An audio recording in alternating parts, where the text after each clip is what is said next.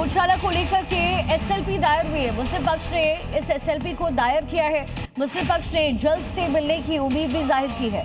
आज भोजशाला में नमाज नहीं पढ़ेगा मुस्लिम पक्ष। दिन भर हिंदू समुदाय वहां पूजा पाठ करने वाला है।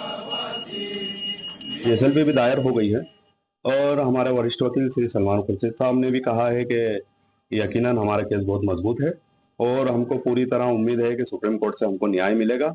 और जब सुप्रीम कोर्ट से न्याय मिलेगा या स्टे होगा तो उसके बाद मुसलमान जैसी इज्जत के साथ सम्मान के साथ आप सभी लोगों के सहयोग से जैसे नमाज पढ़ता है वैसे नमाज पढ़ेगा। सुप्रीम कोर्ट में एसएलपी दायर की जा चुकी है। वरिष्ठ अभिभावक सलमान खुर्शीद उसकी पैरवी करेंगे और हमें न्याय दिलाने की कोशिश करेंगे। और ये बात जो हमारी हाई कोर्ट के समक्ष नहीं रख पाए, हम कुछ मिसकनेक्शन हुआ है, वो हम सुप्रीम कोर्ट के माध्यम से हमारी बात रखने की कोशिश करेंगे।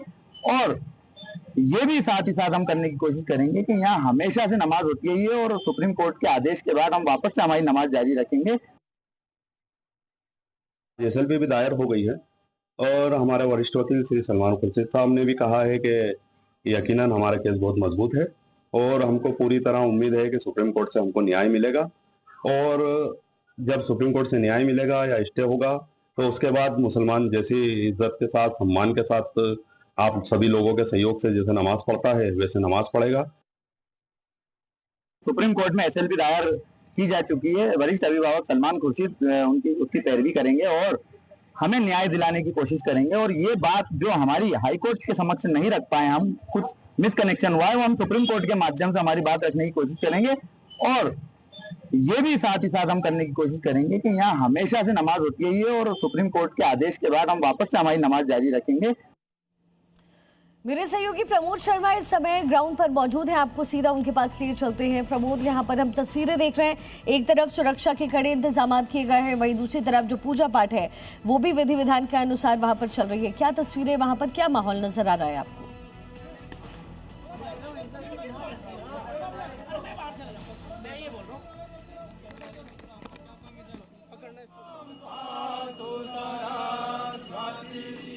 मैं लाइव हूँ, अभी बीच में था ना, मैं चला गया। देखिए, पहली बार ऐसा है कि साल 2003 के बाद यहाँ पर जुमे की नमाज नहीं हो रही है। हिंदुओं को पूरी तरीके से पूजन का अधिकार मिल गया है। बहुत सारे लोग हैं, सुबह से भीड़ आ रही है और बहुत एक्साइटमेंट है। बिल्कुल, बहुत आनंद है। और राष्ट्रवादी मुसलमानों से भी मेरा कहना है कि कट्टरता छोड़ के और राष्ट्रवादिता पे ध्यान दें, तो ही इस इंडिया में आपकी जगह है। देशभक्त रहें, देशभक्त रहें। अच्छा दादा, पहली बार ऐसा हो रहा है साल 2003 के बाद कैसा कि जुमे की नमाज नहीं हो रही, हिंदुओं को मिल गया पूर्ण अधिकार। जुमे की नमाज भोजशाला में तो 23 दिसंबर 2026 को भी नहीं हुई थी। हिंदू समाज ने अपने पराक्रम के बल पर यहाँ पर अखंड पूजा की थी। हाँ, अब मुझे यहाँ कुछ दिखा रहे थे। पिछली बार जब मैं आया था तो ओम नमः शिवाय, ये पुरानी जो कलाकृति है, ये कलाकृति नहीं है, ये शिलालेख है। हाँ। पहले राजा भोज के द्वारा विभिन्न प्रकार की जो रचनाएं थी वो ये ओम नमः शिवाय लिखा हुआ है। इधर आप देखेंगे ओम सरस्वती नमः। बिल्कुल, ये सभी जो 84 ग्रंथों की यहाँ पर रचना हुई थी उसमें से 2 शिलालेख हमारे पास अवशेष के रूप में है, बाकी नष्ट करके गर्भगृह में लगा दिए।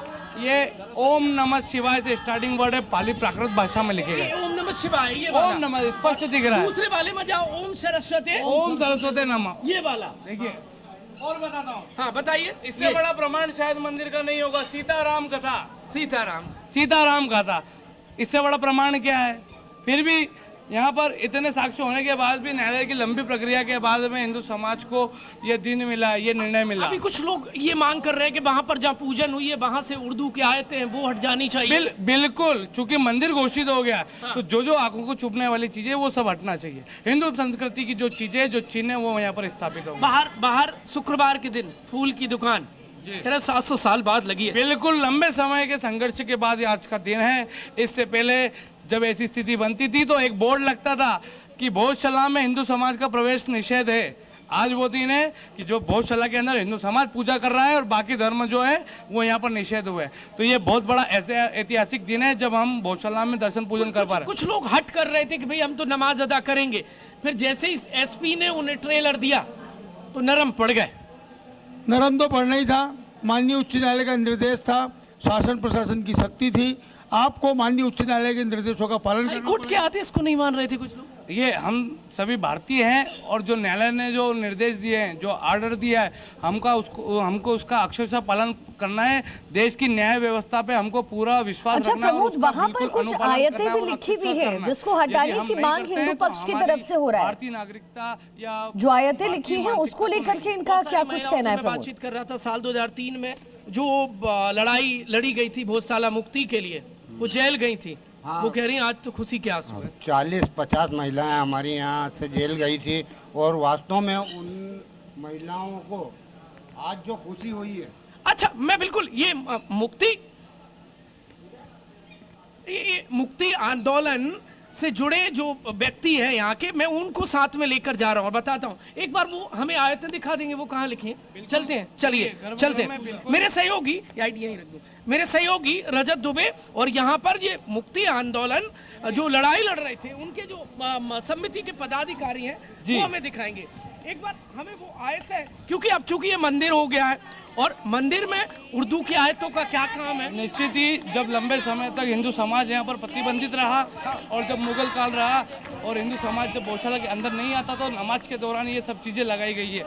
ये सब आयतें मुगल जहाँ पर पूजन होती है वहां पर मतलब 1 हफ्ता हो गया है और मंदिर में वो तत्काल हटा देनी चाहिए थी डिसीजन के बाद से ही। का निर्णय है, मंदिर घोषित हो गया तो उस स्थान पर ये सब चीजें होना चाहिए। जी बिल्कुल होना चाहिए। वो सामने लिखे हुए ये 5 नमाजिस पत्थर लगा हुआ है जिस पर इनका काजी मौलाना बैठता था।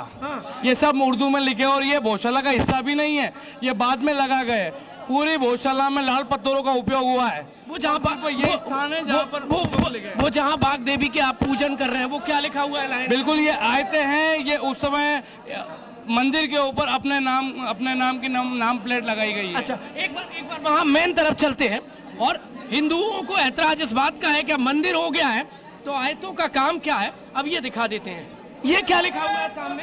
ये 5 नमाजी पत्थर है, ये नमाज पढ़ने के लिए इसका उपयोग होता था। यहाँ पर इनका काजी बैठता था। और पास ही में जो स्थान बना है वहाँ बेगम चूंकि पर्दा प्रथा होती थी और ये सब बाद में लगाया गया हुआ है। जितना भी है इसको अब तत्काल हटा देना चाहिए। बिल्कुल चलिए हटाना ठीक है चाहिए। प्रमोद, आप अपनी बातचीत को जारी रखिएगा।